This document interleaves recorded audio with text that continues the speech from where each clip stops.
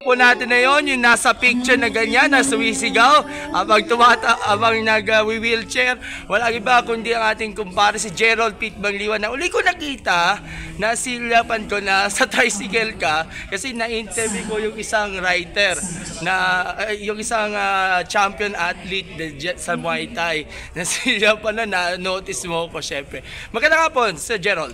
Yes, good afternoon po at maraming salamat po at nandito po tayo sa PSA Award. Maraming salamat po sa pag-imbita. Okay, Sir Gerald, kamusta ang pakiramdam na tatanggapin mo itong PSA Award para sa inyong pagkilala nga dito sa nagdaang Paris Paralympics?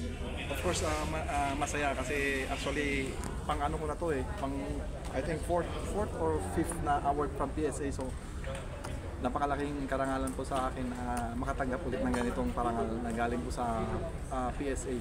And apparently, Kuya Gerald, your other Paralympians will also be included in the award.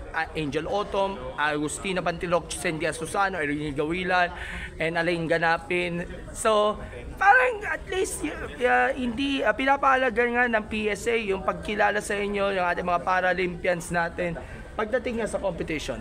Yes.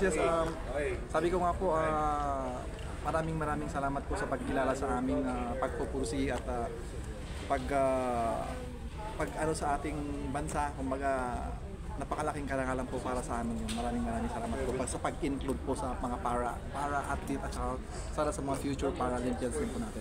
Sa ngayon, Kuya Gerald, pahinga ka muna for a couple of months dahil siguro wala ata kayong competition na naka-line up at ang pinakamalapit is yung 2026 ASEAN Para Games. So, abang nag-rest ka muna, talagang nilalaan mo muna ang oras ninyo para at least makapag-ensayo ka muna para dito sa competition na yon. Well, actually, yes, nasa phase kami ng kumbaga transition pero hindi naman totally rest yan.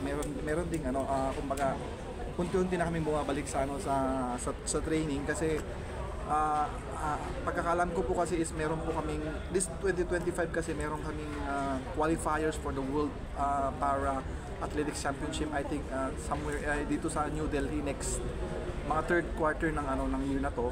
So doon unti-unting bumabalik na. So ayun, sa transition nga po. Lastly, mahalaga talaga ang 2024 para sa inyong buhay bilang para-athlete. So ano siguro ang reflections niyo being a para-athlete na patuloy na namamayagpag nga sa international competitions? Reflections on the nagdaang taon. Yes, actually kung i-ano ko lang doon sa kung ano yung nagdaang ko is very happy naman kasi despite ng hindi tayo nakapag-use ng medal sa Paralympics, pero sa tingin ko naman ay give my best. So sana magkaroon lang ng tuloy-tuloy na magandang progress pa rin para yung inaasam-asam ko na result next season sana makuha ko na. Okay, parang Gerald, lastly, yung mga anak ninyo, ipatuloy na namamayapag sa taekwondo, ano latest sa kanila? Yes, yung panganay ko, yung naglaro sa Batang Pinoy is nag-gold siya sa nakaraan. Then yung pangalawa naman is parte din ng San Beda sa NCAA, nag-gold din siya. So masaya ako para sa kanila kasi nakikita ko naman yung mga pagpupursige ng mga bata at saka yung discipline na talaga nag-instill sa kanila is nakikita ko na nagbubunga. So I'm very thankful at blessed lang na binigay na pagkakataon sa amin ng Panginoon Diyos. I'm very proud of you, Kuya Gerald, and of course, good luck and congratulations on your pagpapatanggap ng parangal dyan po sa PSA Awards. Baka may gusto kayo pasalamatan as we end.